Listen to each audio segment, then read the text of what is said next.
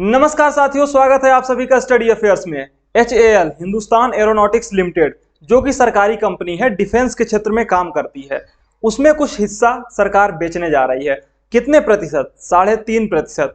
किस लिए कर रही है ऐसा सरकार? क्योंकि सरकार उस हिस्से को बेच करके धन कमाना चाहती है। अब आपके मन में तुरंत ये विचार आया होगा कि यस, बहुत बढ़िया, सरकार बहुत सी कंपनियों को तो पहले ही बेच चुकी है, जैसे कि एयर इंडिया, जैसे कि बेल, गेल, सेल, इन सभी कंपनियों को इसने बेचा है और बेच बेच करके मोटा पैसा कमाया है।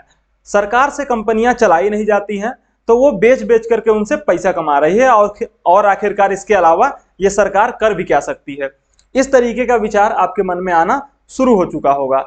लेकिन अगर ऐसा विचार आपके मन में आ रहा है तो थोड़ा सा रुक जाइए, ठंड रखिए, क्योंकि आगे जो हम बताने वाले हैं उससे हो सकता है आपका विचार बदल जाए, आपका दिल, आपका हृदय परिवर्तन हो जाए। क्यों? क्योंकि कुछ खास वजह है इस डिस इन्वेस्टमेंट के पीछे। सरकार जब भी हिस्सेदारी बेचती है तो उसकी दो बड़ी वजह होती है। या तो सरकार उस कंपनी को चला नहीं पाती, जिसकी वजह से वो मजबूरी में उसको बेच देती है। दूसरी वजह, उसमें कंपनी को, सरकार को उस कंपनी से बहुत ही अच्छा, बहुत ही मोटा मुनाफा हो रहा होता है और सरकार को लगता है कि मार्केट में इसकी वैल्यू काफी अच्छी चल रही है, तो इसका थोड़ा सा हिस्सा बेच करके हम कुछ पैसा कमा लेते हैं और उस पैसे से कोई या तो नई कंपनी बनाएंगे या फिर कहीं पर किसी नए इनिशिएटिव में खर्च करेंगे। ये दो ही वजह होते हैं। तो HAL के साथ में जो प्रॉब्लम है या फिर जो कार्य किया जा रहा है उसमें दूसरा वाला रीजन आता है, पहला वाला नहीं, जो कि एयर इंडिया के साथ में था। एयर इंडिया को सरकार ने मजबूरी में बेचा था, लेकिन HAL का जो स्टेक बेचा जा रहा है, परसेंटेज बेचा जा रहा है 3.5%, वो फायदे का सौदा है सरकार के लिए, क्योंकि मार्केट में इसकी वैल्यू काफी अच्छी चल रही है। मार्केट में इस कंपनी की जो साख है, जो इमेज है, वो बहुत ही अच्छी है और शेयर मार्केट में अगर किसी भी कंपनी की इमेज बहुत अच्छी है तो उसके बहुत ही मोटे रकम मिलती है, बहुत ही मोटी दाम मिलती है। और इसी चीज को ध्यान में रखते हुए सरकार मोटा फायदा कमाने निकल चुकी है। खबरों को दिखाते हैं आपको। Indian government proposes to sell up to 3.5% stake in the defence firm HAL। Defence firm यानी कि डिफेंस के क्षेत्र में काम करती है ये हिंदुस्तान एरोनॉटिक्स लिमिटेड। ऐसा क्या काम कर रही है कि इसकी वैल्यू बहुत ज्यादा बढ़ गई? तो आपको बता दें, जो LCA तेजस दुनिया में नाम कमा रहा है, जिसके लिए फिलीपींस, मलेशिया जैसी देश लाइन लगा करके खड़े हुए हैं कि हमें भी चाहिए, अर्जेंटीना सौदा करने वाला था, लेकिन अभी फिलहाल वो डील कंप्लीट नहीं हो पाई है, पेंडिंग में है, चल रही है, कार्यक्रम चल रहा है। तो उसी LCA तेजस को HAL के द्वारा बनाया गया है, यानी कि ये छोटी मोटी कंपनी नहीं है। दूसरा बात, जो लाइट कॉम्बैट हेलीकॉप्टर इंडिया में बन रहे हैं उनको भी, यानी कि जो उनकी प्रोडक्शन लाइन है, जिसके थ्रू प्रोड्यूस किया जाना है उनको, वो काम भी HAL के द्वारा ही किया जा रहा है। यानी कि इंडिया में HAL बहुत ज्यादा महत्व रखता है डिफेंस के सेक्टर में। DRDO के द्वारा जो भी नई रिसर्च की जाती है, जो भी नए ड्रोन्स या फिर एयरक्राफ्ट्स वगैरह टेक्नोलॉजी जो भी नई बनाई जाती है, उसका प्रोडक्शन जो होता है वो HAL में होता है। यानी कि HAL एक बहुत ही बड़ा, बहुत ही मेजर स्टेक है इंडियन डिफेंस इंडस्ट्री में। अगर हम पूरे प्रोडक्शन की बात करें, जो भी हमारे पास इस समय पे एयरक्राफ्ट्स हैं या फिर जो भी हमारे पास हथियार अवेलेबल हैं इंडिया के बनाए हुए, तो उसमें से 2/3 हिस्सा HAL का प्रोड्यूस किया हुआ है। यानी कि HAL बहुत बड़ा एक लीडर है, मार्केट लीडर है इंडियन डिफेंस इंडस्ट्री में। इसीलिए इसकी जो वैल्यू है वो कंटिन्यूअसली बढ़ती जा रही है, वैल्यूएशंस कंटिन्यूअसली बढ़ती जा रही हैं। अब ये वैल्यूएशंस क्या होती हैं, कैसे होती है, कैसे बढ़ती हैं ये वैल्यूएशंस, इसके बारे में भी थोड़ा सा हम आपको जानकारी दे देते हैं। लेकिन उससे पहले हम आपको बता दें कि जिस प्रोसेस से ये काम हो रहा है उस प्रोसेस को कहा जाता है डिसइन्वेस्टमेंट। डिसइन्वेस्टमेंट का मतलब समझिए, आप समझिए, जब भी हम किसी भी चीज को खरीदते हैं, हमें लगता है कि इसको खरीदने से हमें फायदा होगा, 2 साल 4 साल बाद हम इसको बेच देंगे, तो उस प्रोसेस को कहा जाता है इन्वेस्टमेंट। क्यों? क्योंकि हम पैसा दे रहे होते हैं सामने वाले को, सामने वाले पार्टी को पैसा चुका रहे होते हैं और बदले में हमें कोई प्रॉपर्टी, कोई शेयर मिल रहा होता है। ठीक है, तो उम्मीद होती है ऐसे में कि हमें आने वाले समय में उससे फायदा होगा, इसलिए उसको हम इन्वेस्टमेंट कहते हैं। लेकिन कोई चीज हमने खरीद रखी है पहले से ही, मान लीजिए ये पेन जो मेरे पास है, ये मैंने पहले से ही खरीद रखा है। अब अगर मैं इसको बेचने जा रहा हूं, अब इसका कुछ हिस्सा, कुछ स्टेक, कुछ परसेंटेज इसका बेचने जा रहा हूं, या फिर पूरा का पूरा पेन ही बेचने जा रहा हूं, तो इस प्रोसेस को कहा जाएगा डिसइन्वेस्टमेंट। यानी ये जो पूरी प्रक्रिया होगी ये प्रक्रिया कहलाएगी डिसइन्वेस्टमेंट। और इसी डिसइन्वेस्टमेंट की प्रक्रिया के थ्रू सरकार, जो भी सरकारी कंपनीज हैं जो कि इस गवर्नमेंट के पास हैं, उनके स्टेक्स काफी समय समय तक बेचती रहती है और उससे मुनाफा कमाने की कोशिश करती रहती है।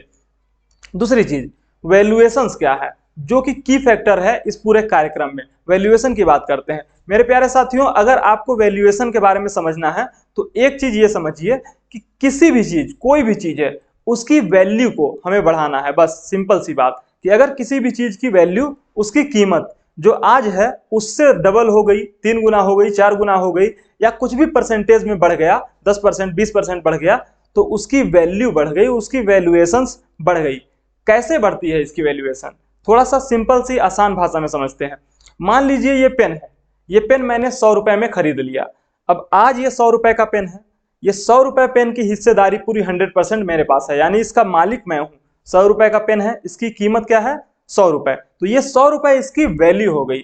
अब मैं ये पेन को यूज कर रहा हूं, अब मुझे समझ में आ रहा है कि भैया ये पेन बहुत ही जबरदस्त तरीके से चल रहा है, लेकिन इसकी जो स्याही है वो बहुत ही कम खर्च होती है।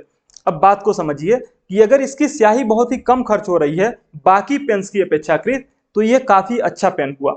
अब ये अच्छा पेन अगर मैं इसको कंटिन्यूअसली यूज करता जा रहा हूं और आने वाले समय में मैंने इसमें थोड़ा सा मॉडिफिकेशन कर दिया।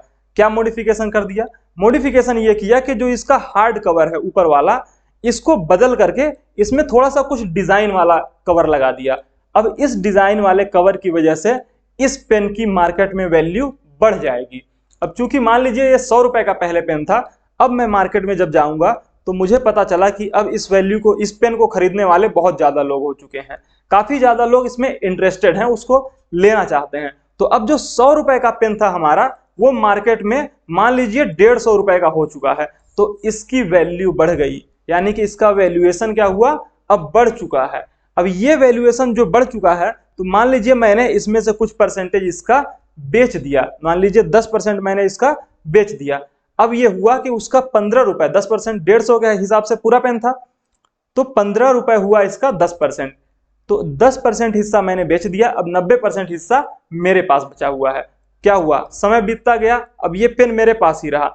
इसके बाद मैंने थोड़े समय के बाद इसमें एक सेंसर लगा दिया, सेंसर से लाइट्स लगा दी और वो जलना चालू हो गया। जब भी मैं लिखता हूं तो वो पता चलता रहता है मुझे कि मैं लिख रहा हूं, लाइट्स जलती रहती हैं। अब मार्केट में इसकी वैल्यू और ज्यादा बढ़ गई। जो टोटल वैल्यूएशन 150 रुपए के वैल्यूएशन पे मैंने इसको बेचा था 10% स्टेक, तो अब इसकी वैल्यू मार्केट में बढ़ चुकी है और वो 150 से बढ़ करके लगभग 300 हो चुकी है। यानी कि पूरा 100% का जो वैल्यूएशन था वो 300 रुपए हो चुका है। लेकिन चूंकि मेरे पास 90% ही है, तो मेरे पेन की वैल्यू या फिर इसके जो हिस्सेदारी मेरे पास 90% है, उसकी 270 रुपए हो जाएगी। तो उस हिसाब से अगर मुझे बेचना है कुछ परसेंटेज, तो मैं उसमें से और भी निकाल के बेच सकता हूं। तो हो क्या रहा है, एक्चुअल में मैंने 100 रुपए में ये पेन खरीदा था और अब मैं इसकी वैल्यूज बढ़ाता जा रहा हूं। कैसे? इसमें मॉडिफिकेशन करके, इसमें कुछ चेंजेस करके, और उसकी वजह से जब मैं आगे स्टेक्स उसके बेच रहा हूं तो मुझे प्रॉफिट हो रहा है। कंपनी भी ऐसा ही करती है, सरकार भी ऐसा ही करती है। सरकार कंपनियां बनाती है, सरकारी कंपनीज को बनाया जाता है। वो कंपनीज क्या करती हैं? अच्छा काम करती हैं, और जब अच्छा काम करती हैं तो उन्हें अच्छा मुनाफा होता है। जब अच्छा मुनाफा होता है तो लोग जो हैं बाहर, जो शेयर को खरीदने वाले लोग हैं, जो इन्वेस्टर्स हैं, उनको लगता है कि ये मोटा फायदा कमाने वाली कंपनी है, तो अगर इसकी हिस्सेदारी हमें मिल जाए, थोड़ा सा हिस्सा हमें मिल जाए, तो हम भी आने वाले समय में अच्छा मोटा पैसा कमा सकते हैं। कैसे कमाएंगे मोटा पैसा?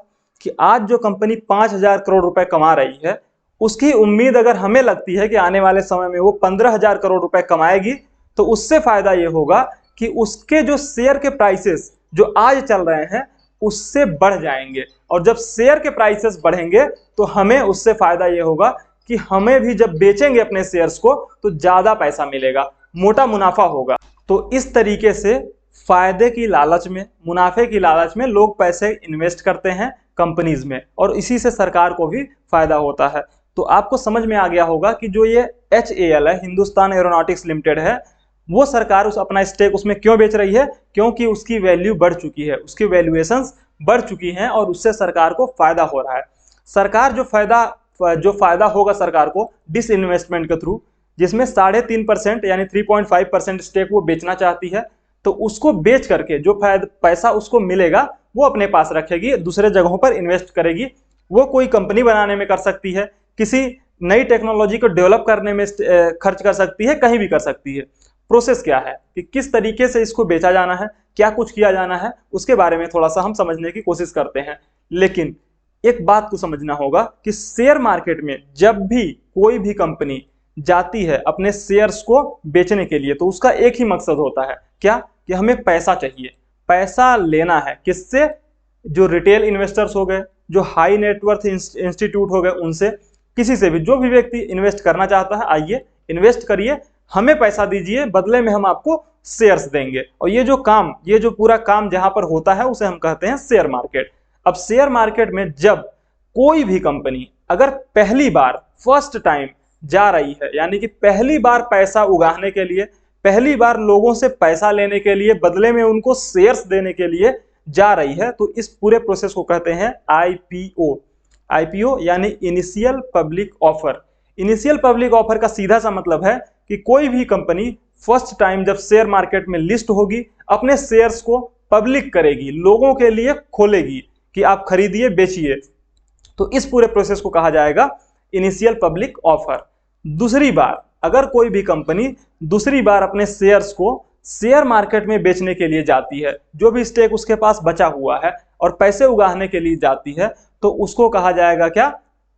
Follow on public offer, FPO. FPO और आईपीओ में छोटा सा बस डिफरेंस यही है कि कंपनी अगर फर्स्ट टाइम जा रही है शेयर मार्केट में, लिस्ट हो रही है, पब्लिक हो रही है, तो उसे आईपीओ कहेंगे। फर्स्ट टाइम के बाद अगर वो कभी भी जाती है तो उसे कहेंगे FPO, follow on public offer. लेकिन इन दोनों ही प्रोसेसेस में, चाहे वो आईपीओ हो चाहे वो एफपीओ हो, जो भी पैसा कंपनी उठाती है, कहां से?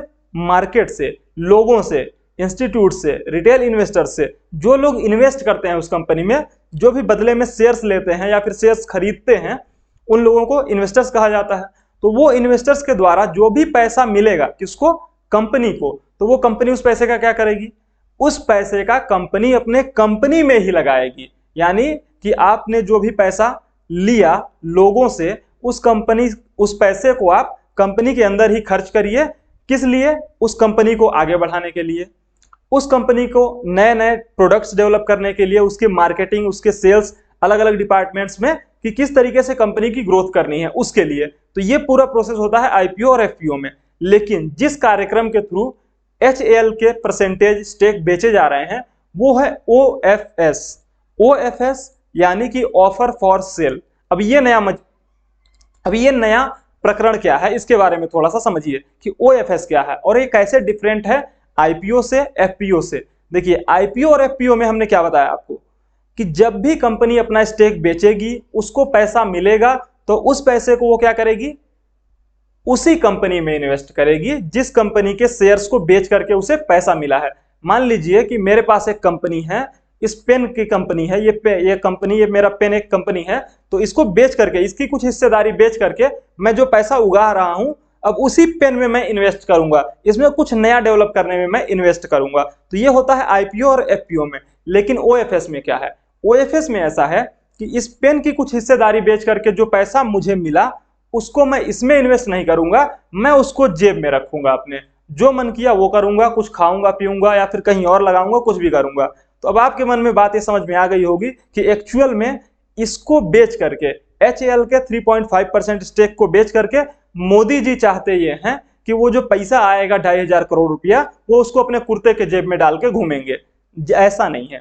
सरकार जब भी किसी कंपनी का स्टेक बेचती है, तो वो उससे जो पैसा उगाती है, जो पैसा उसको मिलता है, चाहे वो आईपीओ के थ्रू हो, चाहे वो एफपीओ के थ्रू हो, चाहे वो ओएफएस के थ्रू हो, वो डिफरेंट सेक्टर्स में उसको इन्वेस्ट करती है। चाहे वो डिफेंस का सेक्टर हो, चाहे वो हेल्थ का सेक्टर हो, वो कहीं पर भी इन्वेस्ट कर सकती है। चाहे नई कंपनीज को निर्माण में या फिर नए ऑफिसेस, लोगों की सैलरीज को देने में, कहीं पर भी वो इन्वेस्ट कर सकती है उस पैसे को। तो ये पूरा कार्यक्रम इस तरीके से होता है। जो एक्चुअल वैल्यू है किसकी? हिंदुस्तान एरोनॉटिक्स लिमिटेड की प्रति शेयर, तो वो है 2625 रुपए पूरे मार्केट में इस समय पे। ओके, जो कि पिछले काफी दिनों से घट रही है। क्यों? क्योंकि मार्केट में जो वैल्यू है एक शेयर की वो ज्यादा है। उससे जो सरकार आपको बेचने वाली है, सरकार आपको सस्ते में दाम में दे रही है। सरकार जो आपको देने वाली है वो ये है कि सरकार आपको 2450 रुपए का एक शेयर दे देगी। किसका? HAL का। और मार्केट में मिल रहा है 2600 रुपए में। तो आप क्यों मार्केट से खरीदेंगे? आप वेट करके इसी से क्यों ना खरीदें, सरकार से डायरेक्ट क्यों ना खरीदें, जब इनका ऑफर फॉर सेल लॉन्च होने वाला है।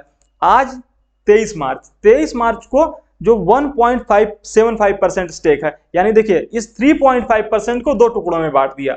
1.75% बड़े लोगों के लिए जो अमीर आदमी लोग हैं, जैसे कि LIC हो गई, जैसे कि HDFC हो गई, जैसे कि अडानी लोग हो गए, ये लोग को अगर खरीदना है तो इस 1.75% में आप लोग खरीद लो। बचा हुआ हिस्सा जो हुआ 1.75% का, वो रिटेल इन्वेस्टर के लिए, हमारे और आपके जैसे छोटे लोगों के लिए है। तो अगर हमें खरीदना है तो हमें रात भर का वेट करना पड़ेगा, यानी कि कल 24 मार्च को ये हमारे लिए खुलेगा। आज कौन खरीद सकता है? आज खरीद सकते हैं 23 मार्च को बड़े लोग, जिन्हें हाई नेटवर्थ इंस्टीट्यूशन कहा जाता है। और कल जिसे खरीदना है वो है रिटेल इन्वेस्टर, हमारे और आपके जैसे लोग जो छोटे लोग हैं, कम पैसा वाले हैं।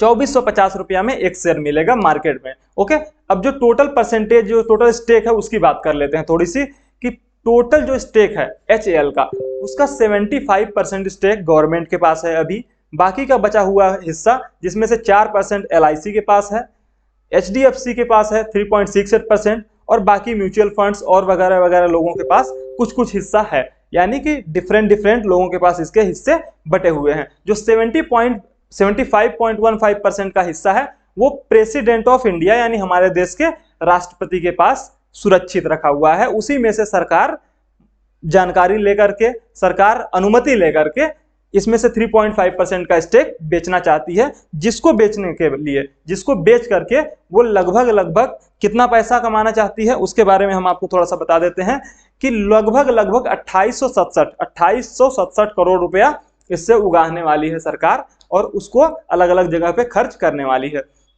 जो टोटल प्रोसेस है, कभी इस कंपनी की पूरी हिस्सेदारी, यानी कि 100% हिस्सेदारी गवर्नमेंट के पास हुआ करती थी, जिसमें से 2018 में IPO लाई गए। IPO ला करके कंपनी ने 4229 करोड़ रुपए में 10% शेयर बेच दिए।